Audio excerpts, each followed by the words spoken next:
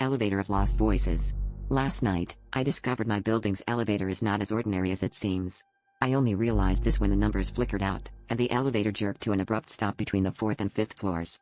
I pressed the buttons, but nothing responded, just the humming silence that makes you feel like something is listening.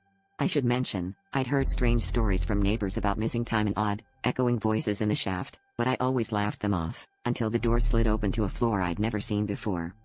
The hallway was impossibly long, fluorescent lights stuttering above, and the walls were covered in peeling gray wallpaper. But what truly made my skin crawl were the people, dozens of them, standing perfectly still, all facing me as if they'd been waiting. Each face was achingly familiar, but I couldn't place them until one of them stepped closer. Their eyes were mine, their expressions warped versions of my own confusion and dread.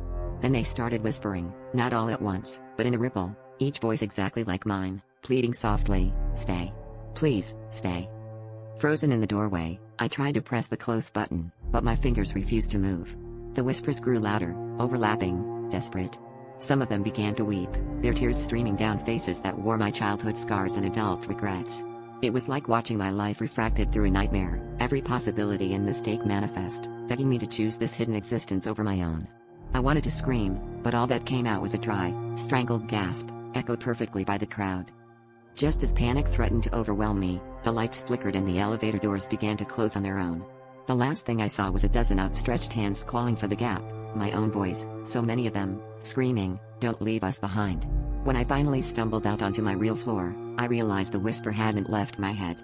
Now, every time I pass the elevator, I hear faint echoes, my own voice, forever begging from behind the walls, and I know that one day the doors will open again, and I might not be able to resist stepping inside.